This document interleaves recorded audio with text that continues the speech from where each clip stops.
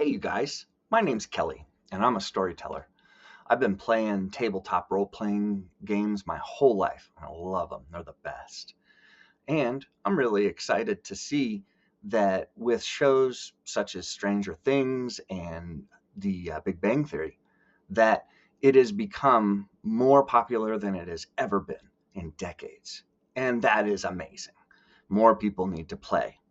So, in that vein, I wanted to offer some help to those who are looking at this, thing called tabletop role playing and going, "Holy crap! Where do I start? What's the dice? What are the character sheets? It's so confusing." So we're going to help. Yeah, I want to start with some vernacular. Vernacular is definitely the first place to start describing something because we need to get a common vocabulary with each other so that we can talk about things that are specific to role playing. So we'll start first with the storyteller, or the GM, or the DM, Dungeon Master, Game Master, Storyteller. Whatever modicum you take, the storyteller runs the game. They create the world, they run the NPCs, they enforce rules, and they settle dispute between players. It's not just running and telling the story. You need to schedule, you need to make sure that people show up, and that if people are having a conflict and something's not working, that you step in and take action. That's what the storyteller is supposed to do. So next is the player. Player is easy, that's you. People show up, play the game. Character, also pretty easy. This one is the character that the player will use in the game. So think of this as your surrogate or your costume that you would wear in the theater of the mind that is role playing. Okay, so the next piece is how the story interacts with the world, and that's where we come into dice. I can talk all day long about how awesome of a boxer I am, for example. But until we actually get in a ring and start throwing, you're never going to really know. That's where the dice comes in, because that allows for randomness and some ability to have a physical interaction, whether that's combat or not, between either two players or a player and NPC, that will allow us all at the table to agree, yeah, he swung his sword at the sorceress, but he missed, and now the next person needs to go. So there are many different die types. We're going to go to the dice, yeah. Within D&D, you have what we call the 7-piece poly, and that is the specific dice that you need to basically do any D&D adventure. They start with a D4, which is like a little pyramid or a caltrop, what we call them. There's at least one D6. Sometimes you'll get three because you need 3 D6 to create a D&D character, but you only need 1 D6 to play. Now, I just said some stuff, 1 D6, 3 D6, 5 D12, whatever. What that means is the first number is how many. So 1 D6 would be one 6-sided die. So we have either 1 or 3. Now, after that, we have the 8-sided die. 8-sided dies are generally used for damage effects.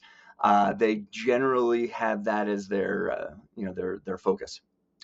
After that, you're going to get the D10s. And what that is called is the percentile die and a D10. The percentile die will have 10 sides, but instead of having a single number, 1, 2, 3, it will have 10, 20, 30.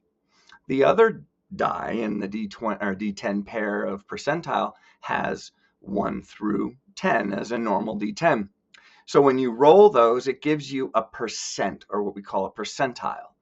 The die that has the 20 on it is the tens field. The one that is just a single number, that's the ones field. So we also that's sort of a new one. We didn't have those back in the day.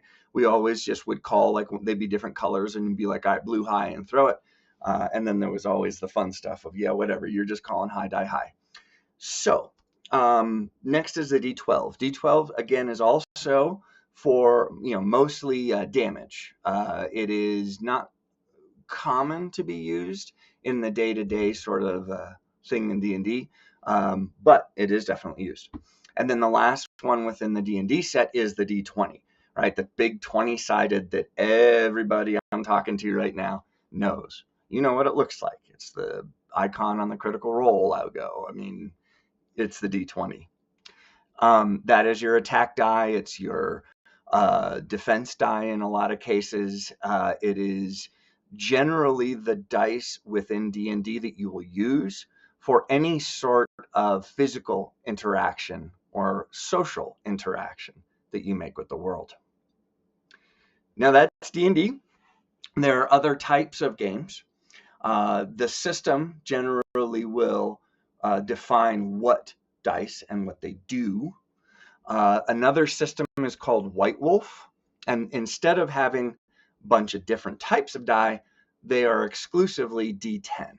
So instead of rolling one D20 to see if you stabbed the baddie with the sword, you would roll multiple D10s based on your skills, and that would tell you if you hit the baddie or not. So let's see, sessions.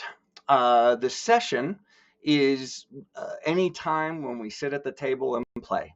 Could be virtual, could be in, sharing the same air, but every time we gather, that's called a session. When I build my stories, I generally build them within the idea of I will have issues, which are the individual sessions, and volumes, which contain a number of issues that all deal with the same meta plot. I won't tell you what meta plot is later, but it's essentially something that is a long-standing story going to a goal, right? So that's going to be your session with the stories and issues. Okay, so let's see, systems. Systems are basically the thing that you're going to play, right? So Dungeons and Dragons is a system. Vampire the Masquerade is a system. GURPS is a system. That is the fundamental differences between all the systems is the rules that they use when you as a player and a character interact with the world. Okay, a lot of times also too with the systems, they're very dependent on genre or feel, right? Dungeons and Dragons obviously is high fantasy.